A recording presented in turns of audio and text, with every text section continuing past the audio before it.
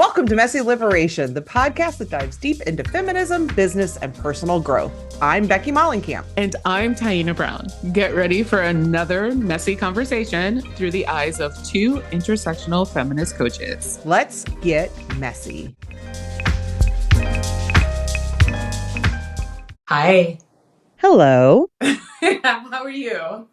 Tired. How are you? Same. We, our smallest dog, which is also our oldest dog, sleeps with us in the bed because she is all of 4 pounds.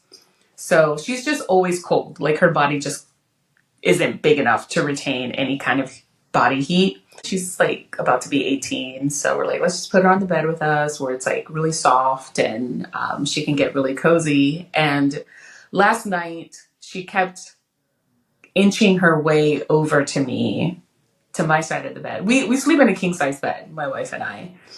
And to use my pillow, she was using my pillow. And so I would like scoot over a little bit to just like, cause I don't like my wife touching me. I don't like my dogs touching me. I barely wear jewelry because any kind of like physical sensory thing just like drives me crazy.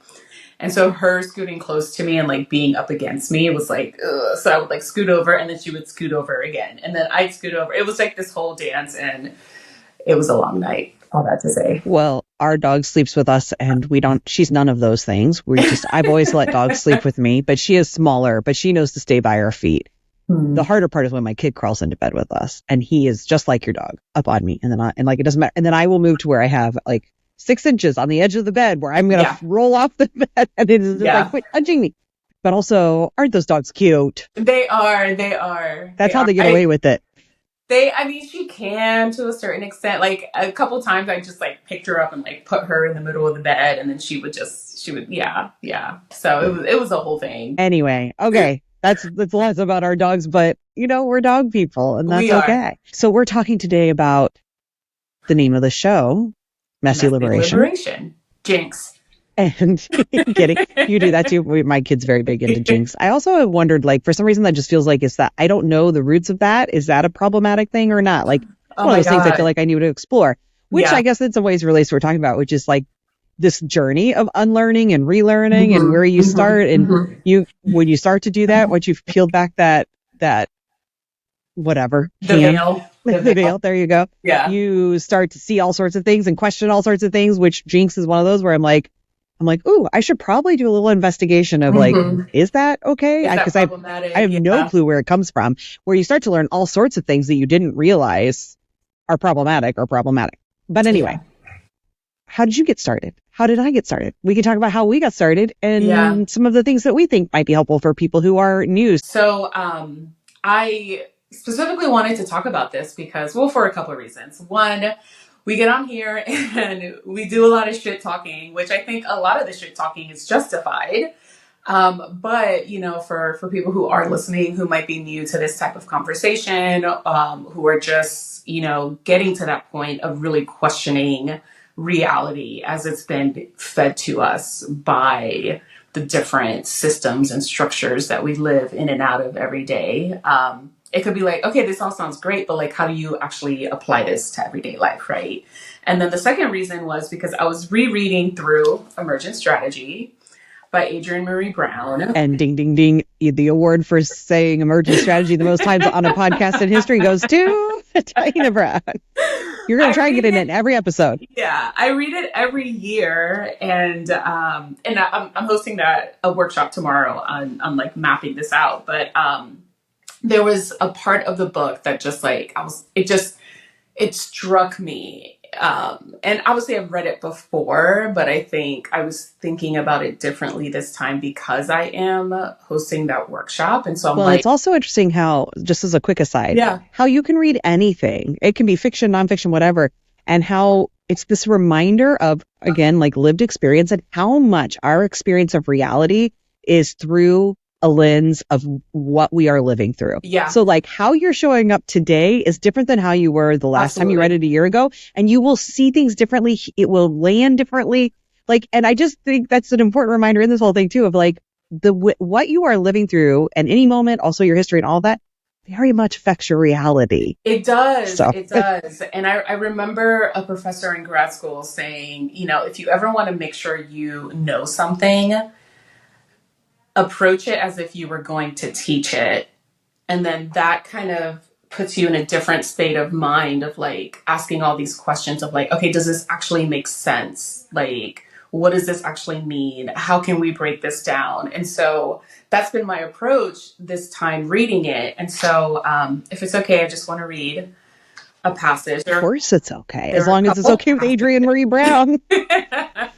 So this is on the chapter on resilience. And the book is broken up. There's obviously an introduction, and there's like a back section that's called Tools for Emergent Strategy. And then the majority of the book is each chapter is broken down into the principles of emergent strategy and then the elements of emergent strategy. So those are two different things. So one of the principles is resilience. And there's a section in that chapter where she talks about liberated relationships. And it really, I approach reading this chapter as not just like personal relationships, but professional relationships. Like, what does it mean to be in liberated relationship, like with your colleagues and even with yourself, right? The relationship that you have with yourself. And so there is a specific part that I want to read where she talks about how we're still at the beginning of understanding what it means to be in a liberated relationship. And so she says, I say we and our intentionally here. I'm not above this behavior. I laugh at the memes. I like the apoplectic statuses, the rants with no name target that very clearly critique a specific person. I've been examining this, why I can get caught up in a mob on the internet in a way I rarely do in life. The positive mob mentality I participate in for, say, Beyonce or Bjork feels quite different, though I know there is something in there about belonging. That's for the next book. I have noticed that at the most basic level, I feel better about myself because I'm on the right side of history, or at least the news cycle. But lately, as the attacks grow faster and more vicious, I wonder, is this what we're here for? To cultivate a fear-based adherence to reductive common values? What can this lead to in an imperfect world full of sloppy, complex humans? Is it possible we will call each other out until there's no one left beside us? And that's not the end of the section, but it's interesting too, because her new book, and I'll look up the name in a minute. Maybe you have it on tip of your tongue, but she just wrote a new book that's just come out, and she's out doing the press tour of it right now. I'm going to see her next weekend. Yay. And she's talking about right relationship and reaching across the aisle, for lack of a better term, of like, how do we have these conversations that are challenging with people around difficult issues, and do that in a way that honors others' humanity, but still honors what's right. Yeah. And all of it makes me think that's all far too nuanced to be doing on social media. Yeah, absolutely. But I totally feel what she's saying there, because how many times, like, I don't know, it's funny because I know you also say you're hella petty and you like being petty like, or shady or whatever the word was you used. And like, and I like, there's this part of me, it's like this dichotomy of who I am. There's the part of me who wants to always be above it all, right? And like, I'm better than that, quote unquote. And like, I've done the work, and I have deeper conversations, and I do love all of the things. I do love to try to get it right again, for lack of a better word, because that's white supremacy, that's like perfectionism, one right way, whatever. But there's that part of me that's like, I want to be fully liberated, and I want to say the right things, do the right things, and never judge others and all of that. And then there's that other part of me that's like, this guy's an idiot, and fuck them and fuck that, and look at that. And so like, I get it, and I think all of us, that's the messiness, right? Because there is that like human element, but I don't know. Is it a human element? Is it innate, or is it because of our conditioning and that we always have that piece that we can't shake because we still live inside of this world? I don't know the answer to that. We've talked a little bit, I think, in the past about gossip and how like that sort of piece is actually also in some ways liberating, right? Because it's actually about recalling or going back to or owning a thing that was sort of ripped and stolen from women as Mm-hmm. demeaned and made into something bad. And so like there is this piece of it that's like, okay, that's me saying I'm going to reclaim this thing that was once a way for women to survive Yeah.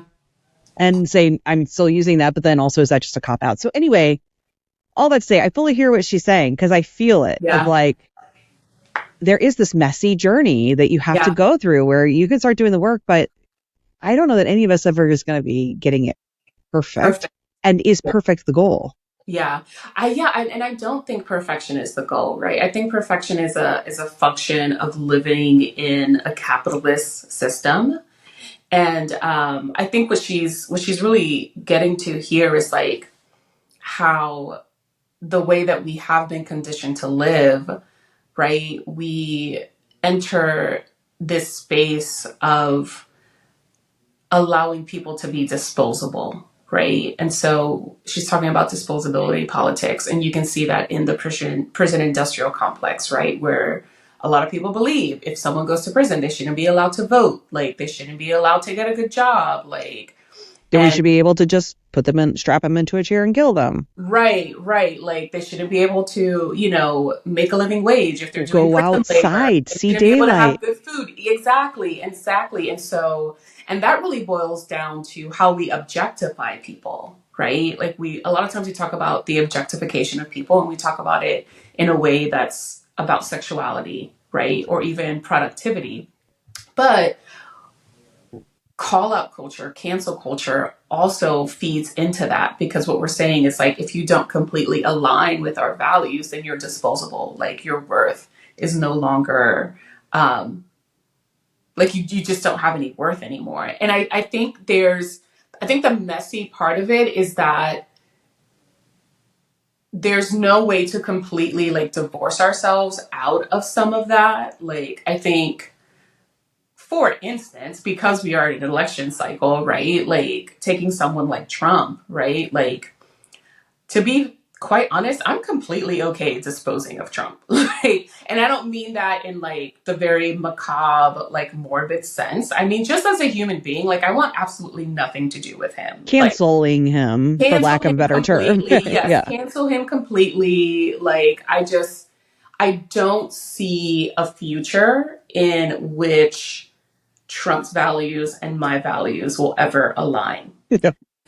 and so, and I think that's where the complexity lies, right? Like it's one thing to say, oh, you made a mistake and now it's completely unforgivable and there's no way we could ever be on the same page versus you're doing this habitually. Like this is a pattern, right?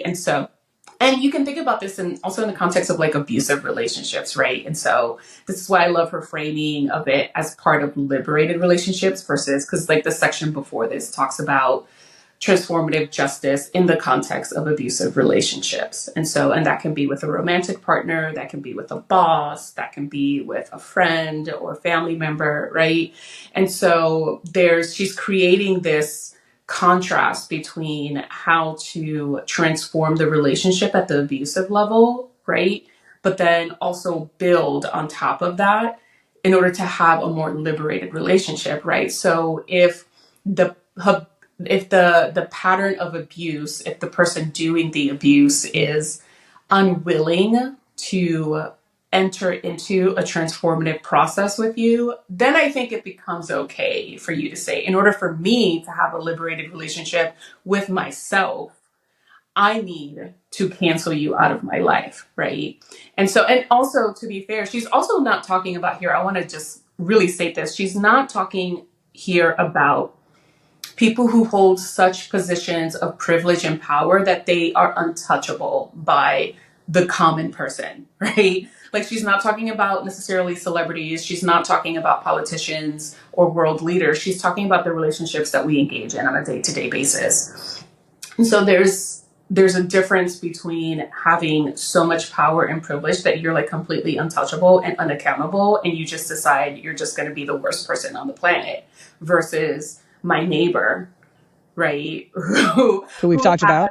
Who's telling my wife about random shit on his penis or whatever, right? And so there's a difference in the relationship, the level of relationship there. And so I think the complexity is in understanding that like it is about the process, because how we model that process, how we engage in that process, that is what is building the model for the next person or for the next relationship or for the next time we encounter conflict, right? And so it's not just about the what, but it's about the why and the how.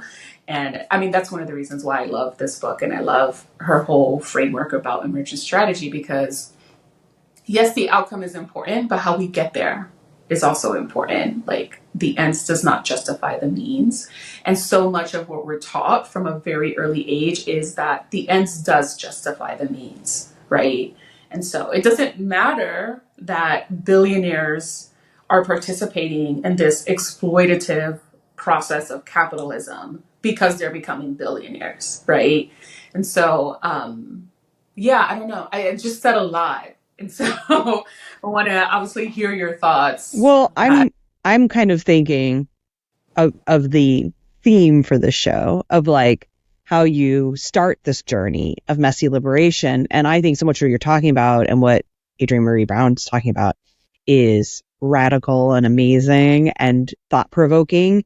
And I wonder, like, I would love to hear at what point in your journey did you start thinking like this versus, because I'm feeling like some of what you're talking about might be 2.0 or like, you know, liberation 2.0, right? Or yeah, like, I don't know. Is it? I don't know, because it's more of a language we speak. Yeah. But I'm wondering if some people are like, whoa, this was supposed to be about how to get into. I know. So I wonder, like, because I think emergent strategy, do you feel like that's for the person who's at that place of like, who's just beginning to start to go down the rabbit hole of like, hey, maybe this system is kind of bullshit. Like, I don't, do you feel like it's for that first that first couple of steps on the journey? Mm-hmm. I would say step 1.5. Okay. I feel like that's what it has been for me. Which more than likely, if they're listening to this, they're at step 1.5, but maybe not. So what would have been step one? Step one, so there's actually a companion book. Well, it's not an official companion book. I consider it a companion book to Emergent Strategy. And that is Mia Birdsong's book, How We Show Up. So have you read it? I have it here. Oh my God, I love it. So good. It's so good. And so I feel like a lot of what that book is about is the practical application of the ideas around emergent strategy, right? So in her book, Mia Birdsong, she talks about through using real life examples of people that she knows or are in her networks about how we show up in community and about being super duper intentional about that. And a lot of times we enter into communal spaces and into relationships like kind of haphazardly. And my favorite example from her book is she talks about how she has this friend who had this condition. Her friend is single, lived alone. And then one night they were hanging out and she was like, during the day, like she couldn't get a hold of her friend. And she was like, oh my gosh, what if something happened? And she realized if something did happen, she wouldn't know what to do. Like she wouldn't know how to help her friend in that situation. And so when they were hanging out later that night or later that week, she was like, hey, I realized when I couldn't get a hold of you the other day, if something were to happen to you, what could I didn't know what to do. I didn't know who to call. I didn't know what medications you were on. I didn't know who your doctor was. And so through that conversation, her and her friend put together basically a playbook for like, if something does happen to me, if I do have a medical emergency, this is all the information you need to know. And I love that because it's such an easy, practical application of intentional community, of being super intentional about not just feeling good about your relationships, but actually doing good in your relationships, like treating people with the dignity and the humanity that they deserve, and understanding what your role is in making sure that this other person that you're in relationship with is living a life that is thriving and not just like surviving, right? How you contribute to the well-being of their life. And so I think if you are at the very beginning stages of understanding what it means to live in the messiness and complexity of being a human in this world, How We Show Up is a really good entry point into understanding that, like, we are not silos, right? We are absolutely not silos. And the way that we engage with the people in our lives is really important. It moves your mindset from this toxic individualism that we engage in and we're fed day in and day out into more of a collective mindset. And then once you've gone through that, I would recommend emergent strategy. I remember the first time I read it, it took me a minute to get there. And this was after years of like women's gender and sexuality studies and cultural studies learning. Because Adrienne Marie Brown writes in such a way that it's her writing is so imaginative.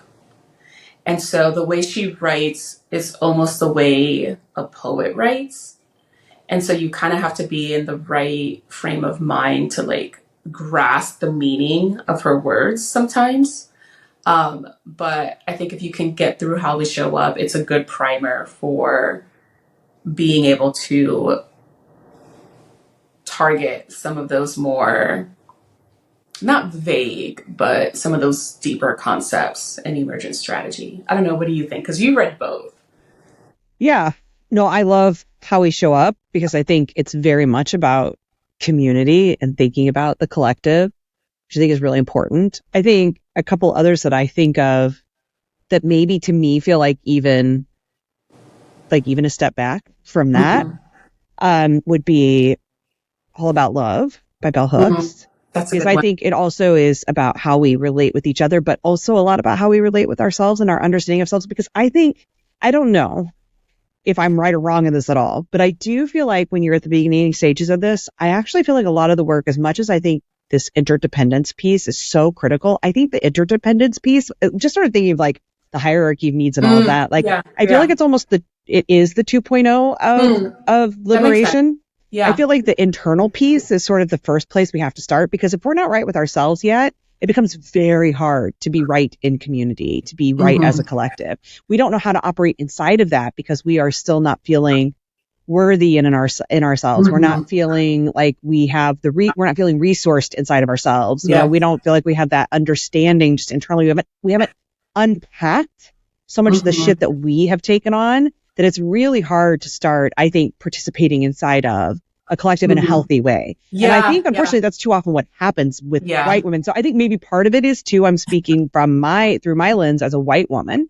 So I think I see that happen a lot with white-bodied people, where we skip that part because we don't think we need, like, we're good. I'm good. I've done so much work. Like, I feel good. I've been to therapy. And then we put ourselves into collective spaces where we end up causing more harm because we haven't taken enough time to get right with ourselves first. Yeah. And I think it's just so important for us to do that. So I think maybe most specifically, I'm talking to white-bodied folks or anyone who holds, like, because it's also not just that. It's also if you're heterosexual, right? It's also if you're able-bodied, if you're thin, all of the different sort of places, if you have class privilege. I think, so even if you aren't white-bodied, but you have a lot of class privilege, or you aren't white-bodied, but you're thin, or, you know, whatever those things are, I think the first piece is that understanding of that. I think understanding the parts around yourself and your own unlearning. And so All About Love is one for me that feels really helpful in that piece of understanding what it means to truly love yourself, and then what love looks like with and from and to others. Yeah. So I felt like that one was really great.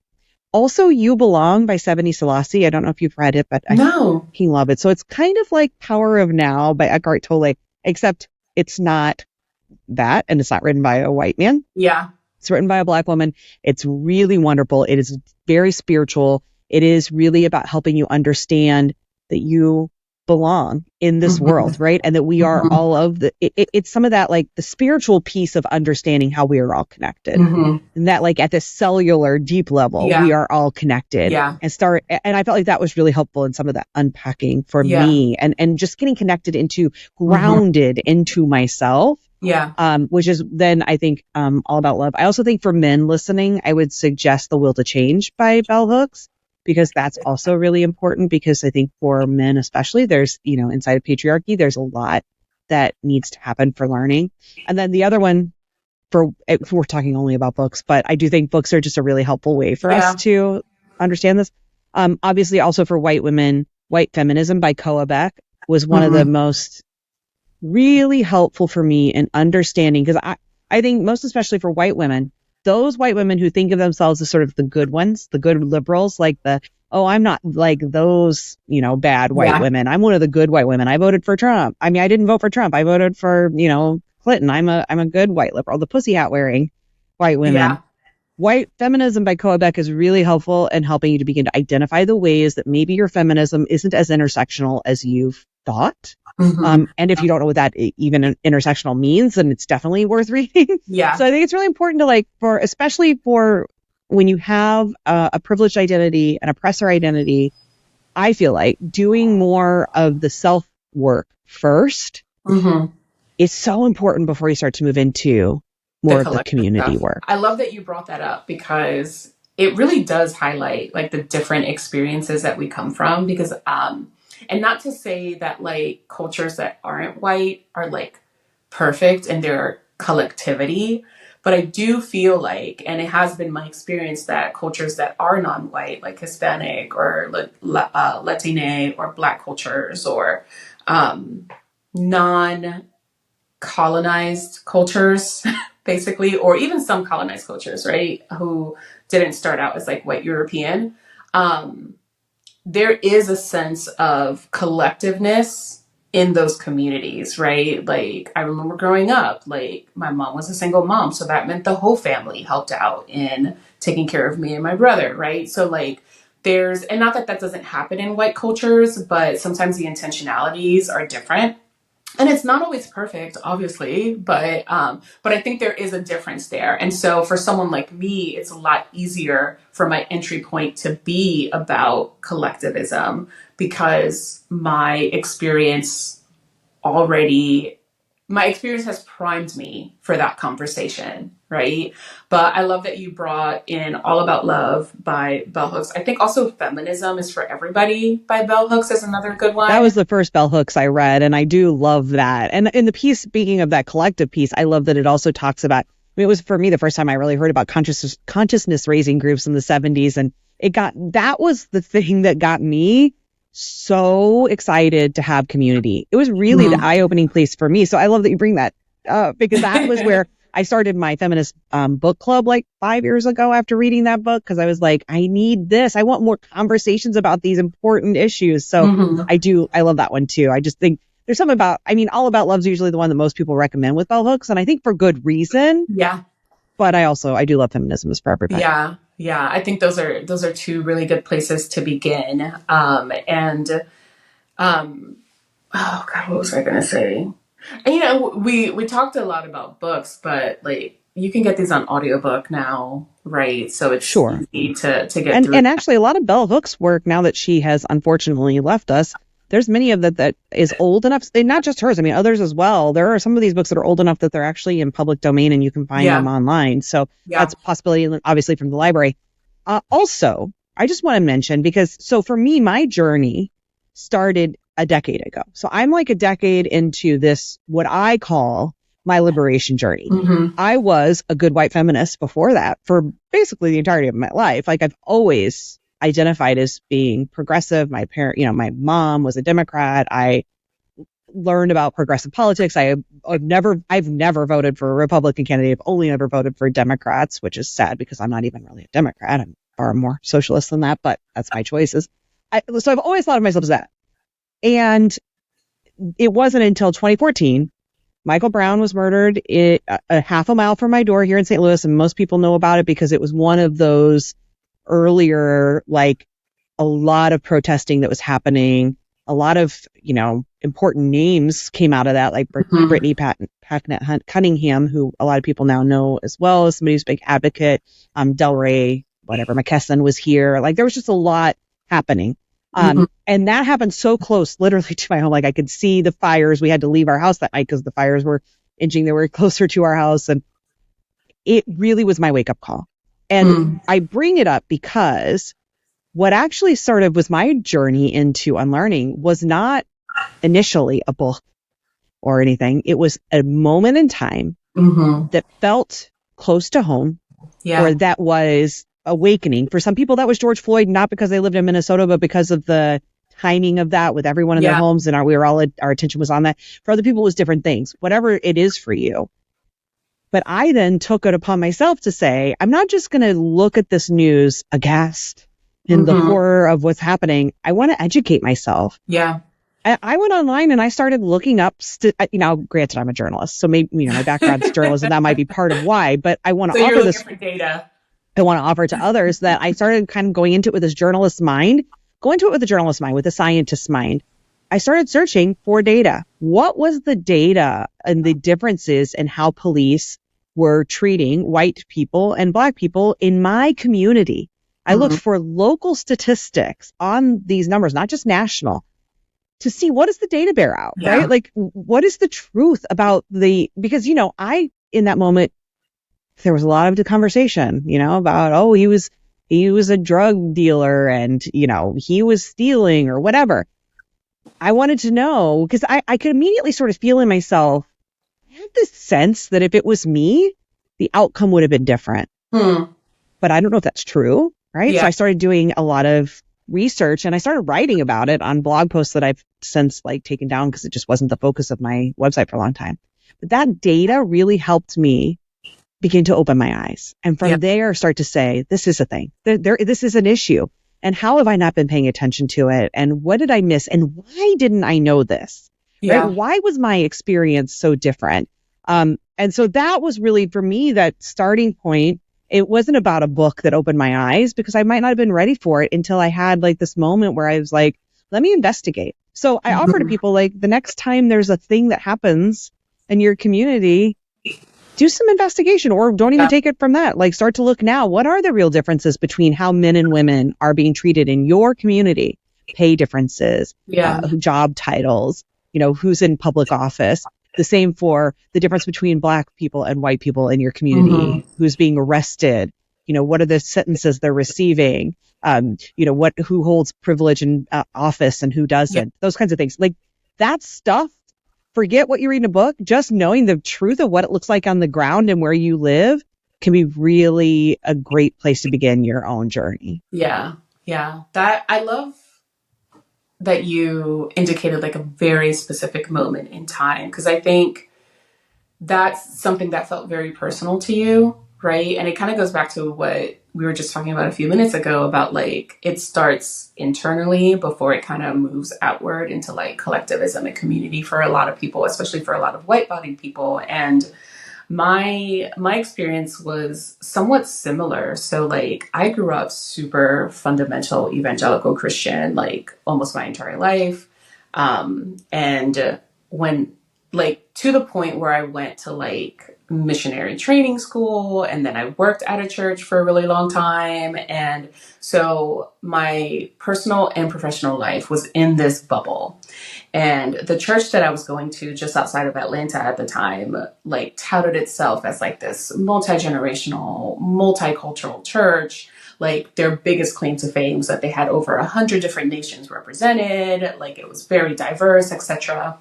And so in this bubble, there was this fog of being able to really understand what life was outside of that religious bubble. And then I remember I got fired basically because my new bosses were assholes. And I was I can't fucking respect you. I didn't say it like that at the time, obviously, because I was a good Christian girl, but it just created a lot of tension at work. And so they were just yeah, we're going to have to let you go. So, and so then at that point I was well, maybe I'll go back to school and finish my degree, because that had always been the plan. And then I got caught up in the church stuff, and never went back to school and finished. So at this point I was 30, 31, thinking about going back to finish my bachelor's. And I ended up at a private liberal arts women's college outside of Atlanta, the complete opposite, right, of what had been my experience for the past 30 something years. And I remember when I first visited campus and I sat in on a class on Black feminisms, and I didn't know what that meant. I was it was the only option for me to sit in on that aligned with my schedule. And so I was like, okay, sure, whatever. And so I really enjoyed the discussion and all of that. But I also remember just leaving really confused because there were Black students in that class. It was taught by a Black professor, a Black woman professor, Dr. Newsome. Love her. I don't know if she's still teaching there, but just shout out to Dr. Newsome because she had a big impact on my college experience at, it was Agnes Scott College, just outside of Atlanta. And they were talking about their experiences with racism. And I just remember sitting there thinking to myself, racism isn't real anymore. Like, that doesn't exist anymore. Like, I just could not relate. It was so outside of my scope of thinking that people could be racist because I had been in this church bubble for so long. Mind you, racism is prevalent in this church bubble. I just didn't see it for what it was, right? Because of the ideology. And so I just remember leaving that class and thinking, what are they talking about? And then once I enrolled, I remember the really big turning point for me was I was sitting in a class on medieval Italy. And it was very beginning of the semester. And so we were covering the Crusades and finding out like the historical retelling of what the Crusades were about. Like, I just remember learning, it was like basically missionaries, right? Going to these other parts of the world, like trying to convert people to love God. And then I'm sitting in this class and they're like, no, it was about all this other stuff. And it was very brutal and very violent. And I just felt like the rug had been pulled out from under my feet. I was like, I have been fucking lied to this whole time.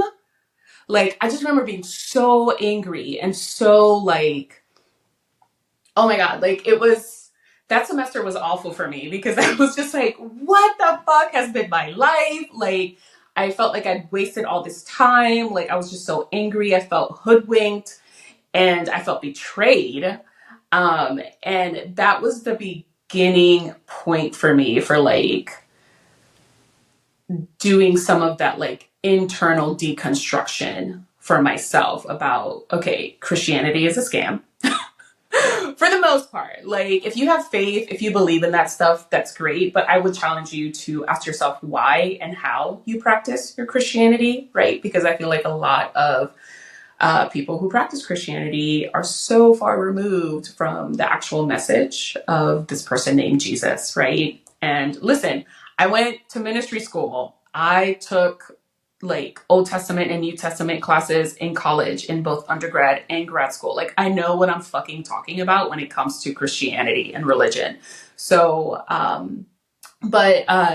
that was the beginning of my own internal journey of just like deconstructing not just religion, but like my whole worldview, my entire worldview. It was such a transformative experience for me. It was hard as hell because it was like, I felt like I was just kind of like left. I felt like I'd been robbed. Like, you had been. And I was left with nothing. And now I had to reconstruct what I believed about the world. And it's funny. I was thinking the other way. You had been robbed before that of reality, but I see what you're saying. Yeah. Yes. Yeah, that's hard. I mean, that's a very different experience than my own, where like I was always raised with at least the basic fundamentals of this idea that there are differences and that we love everyone, just, you know, not even despite, but because of those things and all of that. But just that the worldview I had was not as connected as it could have been and wasn't as honoring of those differences. It was more like, I think I had more of that good white, like why can't we all just get along? We're all just humans kind of a thing that really is so dismissive of, no, there are very much differences in the way we experience life. I just want to add too, because I think a feeling I have that feels similar, and to expand this beyond race, because I think that's important in that this journey then, for a lot of us, I think the entry point, because one of the biggest barriers, obviously, that we all live with is racism. So a lot of us, our entry point is through that window, right? Of like exploring racism. And the intersectional piece of this is what honors that it's far more than that, right? There's all of these pieces of our identity. And for me, one of those moments was this idea around fat liberation and my experience of that was, first I want to just honor, sometimes we just don't have language, right? Like I didn't have any amount of language around that. I knew fat to be bad. Fat is bad. Yeah. Right? That was the only language I had. I had never heard of until far more recently. Anything like body positivity, body liberation, fat liberation, whatever, fat acceptance, all of these things. None of that language. Literally the only language I knew was fat is bad. Yeah. Yeah. And so when I remember first learning about like healthy at every size and through like hosting a podcast, like this is really not that long ago, 7 years ago, maybe. And being like, what the hell are you like, I wanted to believe it because I was very much at that point in this like deconstructing mode and liberation minded mode. But the point being, it's messy and there will be new things that will challenge you. So there is no like input, right? And so for me, like I had done a lot of this work around race and around, sexism. But this idea around body liberation was really hard because I was like, I had just no space in my brain for somebody telling me that I could be healthy and fat, that a person could be fat and healthy, that a person could be fat and love themselves, that a person could be fat and loved. Like none of that existed in my worldview from what I had been given.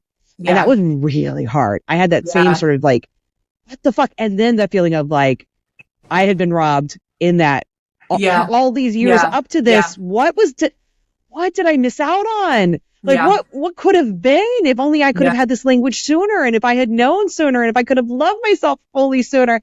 And that continues for me now around, my own acceptance and understanding around gender and queerness and what does it mean to be a man and a woman and all of this bullshit around the gender binary. That's been newer for me. So I share all of that to say the messy pieces. It's not linear. There's not like one path that you take into the work. There's all of these angles at which can serve as entry points. And also once you're in the work, it continues. And I don't know what's going to be the next thing for me, right? Like I bet there'll be more. There's going to be more. My kid will probably start to do some of this work as he gets into his teens, and I'm going to be even older and more like, as much as I don't want to, starting to fossilize into some of my ideas and be challenged. And I'm excited for those challenges. Yeah. Excuse me. It's funny that you mentioned like the fat liberation piece because I had never heard that until I got to grad school in my late 30s, and someone in the cohort above me was her thesis was on fat liberation, and I was like, what the hell is that? Like it just, that concept was like, what? But I think what you said about having the language for it is really important because what I felt like, so when I did go back to school at that time and I had that moment, that pivotal moment about the Crusades, I was in my early 30s and I went back as like a sociology anthropology major. And then through taking a series of courses that intersected with like feminist ideas, well, first of all, it's a women's private liberal arts college. So almost everything is going to have like some kind of critique of an analysis of society and power structures and things like that. So,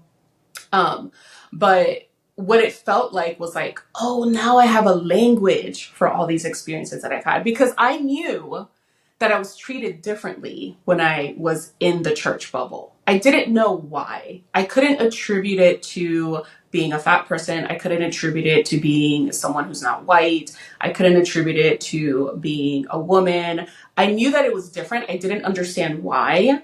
And there was this tension in my mind around being this idea that was being perpetuated that we're all alike and we're all treated similarly. Like I wanted so much to believe that, but then my lived experience told me different. And so I was gaslighting myself into saying, well, maybe it's just in my head. Maybe it's just my imagination. It couldn't possibly be what it is. And so, but once I had this moment of realization, now it's like, oh, now I have the language for this. And on the note of language, like I want to just mention a couple things, right? Like in this messy conversation that we're continuing to have about the messiness of life, right? Like, we use the word intersectionality a lot. And I want to be very clear about what that word means as someone who was a feminist scholar.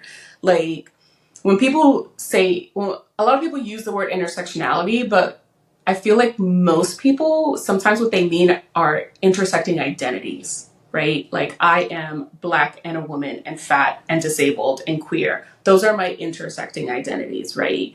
When you're talking about intersectionality specifically, you're talking about how those intersecting identities engage with the power structures that are at play in our lives, right? So if there's no analysis or no critique of power, if there's no investigation into how power is at play in a specific situation with a specific body, then that is not intersectionality. And so I just want to make that like super clear, because I think if you are at the very beginning stages of entering into this conversation about messy liberation, what that means on a day-to-day basis, you're going to hear different people talking about a lot of different things and throwing terminology around that feels foreign, and that sometimes they don't clarify what they mean when they say those things. And I think it's really important to define language, to define what we mean when we say the things that we say, because that can minimize confusion and make it easier for people to jump into the conversation.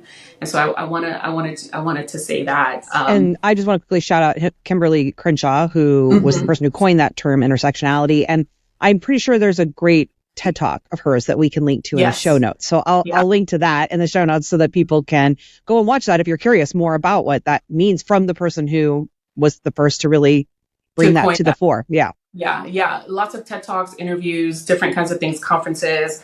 The first paper where she used it, I think it was like in 1988 or 1989, and it was called Mapping the Margins. And she's a legal scholar and a critical race scholar. Everybody knows that now. CRD.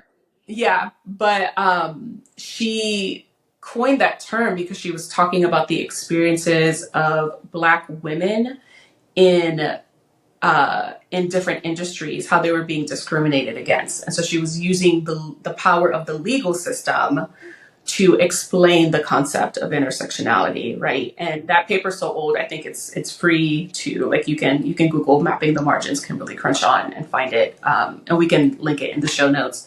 The other thing I want to just shout out to is that, like, in terms of like my entry point into this conversation, there's a blog, right, on your feminist founders website that people can, or Substack, that people can read, and then an episode on your other podcast, Feminist Founders, where we talk a little bit more about which just came out when this airs. That episode will have just come out like a couple of days ago. So yeah, we'll cross promote. I love it. Thank you. Yeah, which is that was not the plan. No, it wasn't, but I love it because we talked about feminism and womanism and things like that in that episode and some of this terminology. I wanted to quickly also mention that, speaking of intersectionality and Kimberly Crenshaw, and talking about like the beginnings of that was understanding all women don't experience the world in the same way, right? And power structures in the same way. White women have a very different experience with the systemic issues in this country, the power in this country, and sexism in a very different way than Black women experience sexism, because white women are experiencing only sexism, right? And that is deeply problematic. It's something we need to fight against, but it's a very different experience. And this is, I think, at the heart of a lot of this, because that was my understanding of the world, was sexism. And it sucks. And I was a feminist because I didn't like sexism. What I didn't understand was my experience with sexism was not the same as your experience with sexism, because you also have this intersecting identity as a Black woman. So, and that place where sexism and racism meet is also now been coined or called misogynoir by Moya Bailey, who's a writer who coined that term. And so, but then if you add on and you have a disability, so there's another intersection of how you experience the same systems, the same power structures that I experience. I'm experiencing them with fighting against sexism, and that's a problem. But this is where white women, I just want to hammer this, because white women We are so problematic because we see the world through that lens. We think, yeah, sexism sucks and I want to smash the patriarchy and fight the powers that be. But when we're talking about that, too many of us are only talking about that piece, the sexism piece, and falsely believing that that now means that all women are going to have a better life because we've gotten rid of sexism. When in fact, if we are not at the exact same time dismantling racism, then I've only helped myself. I'm not helping you. Yeah. And not all women are going to have a better experience. But we also then have to talk about disability because so even if, let's forget about racism, all white women won't have a better experience if we get rid of sexism. So if we don't fight ableism, then we're not going to have the same experience. So sorry, I went off track, but I feel a lot of responsibility as the white person in the room to really speak to the other white people who are listening to help those folks understand why we as white women often think white men are the most problematic when in fact we are as white women. And that is the reason, because white men is like the devil showing up in the room. Yeah, but the person the enemy, right. But the person who's problematic is the person who doesn't realize that they are basically the devil in disguise. That's the one we have to be scared of because we can't see them, but they are actually the same as that other person. And that is us as white women until we understand the differences in our lived experiences and how these intersections affect the way the world treats us and treats other women.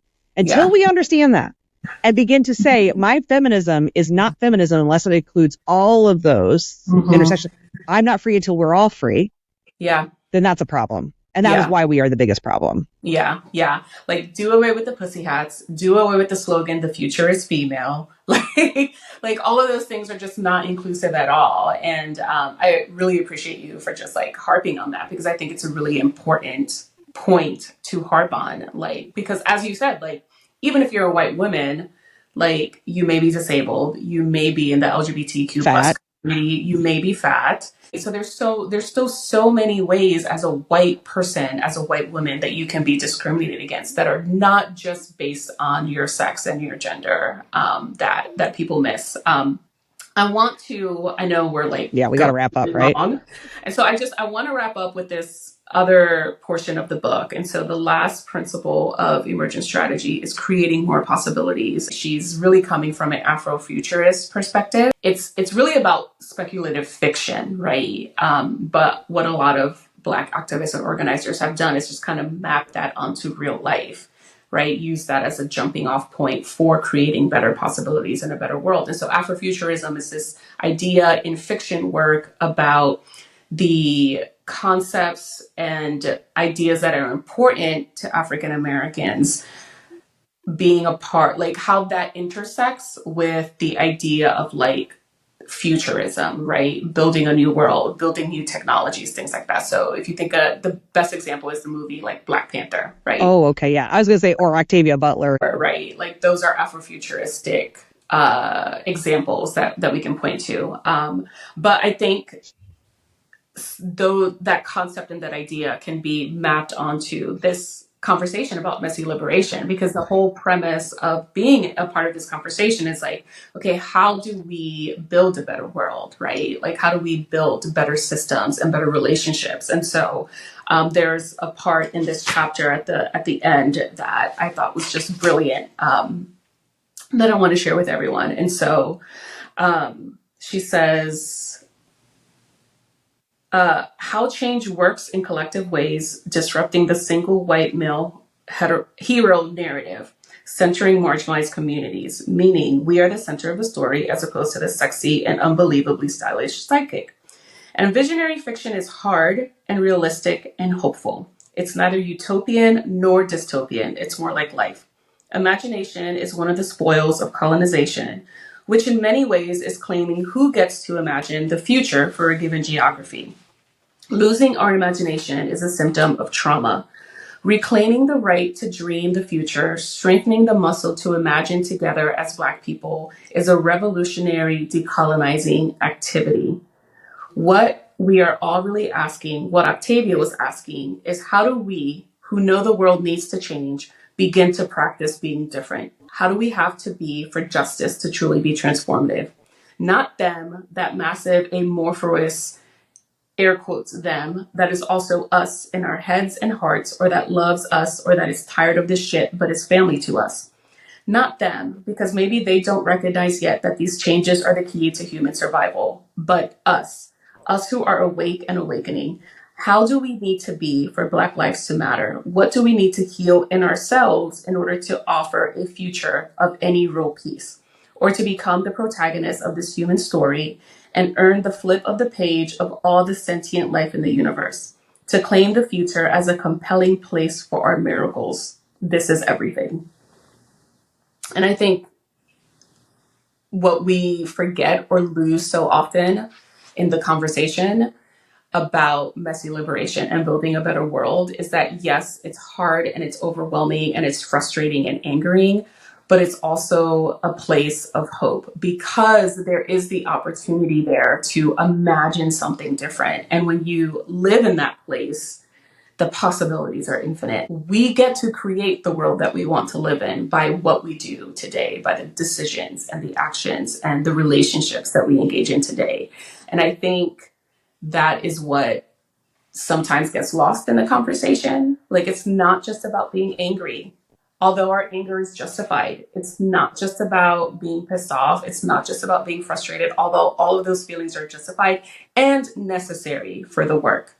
But there is also hope, there's creativity, there's imagination, there's joy, there's pleasure in all of that too. If we only focus on the anger and the grief and the frustration, we miss out on the part that's actually, I think, the most important, which is the creating and the building, which requires hope and joy and pleasure. And so that's my last few thoughts on that I wanted to leave everybody with. A way to bring it back to the reality of like a practical experience is asking yourself each day, what did I do today, or what am I going to do today to be building the world I want to create? And I know it's like that cheesy, how can I be the change I wish to see in the world? But honestly, that quote like resonates for a reason. Yeah. Because what are we doing each day? What have I done today to build this world that I say I want to be a part of building? So thank you for this conversation. I loved it. Yeah, thank you. Thank you for indulging me. Yeah. And Adrienne Marie Brown, someday you're going to come on this show. Someday you're going to be on our podcast. All right. Thanks, Taina. Thanks for listening to Messy Liberation. Will you please take a moment to subscribe, rate, and review wherever you listen? I know people say that all the time, and if you're like me, often you just go on to the next podcast, but truly, taking that moment to do that will really help us reach a wider audience. Thank you so much for your support and for listening today. Until next time.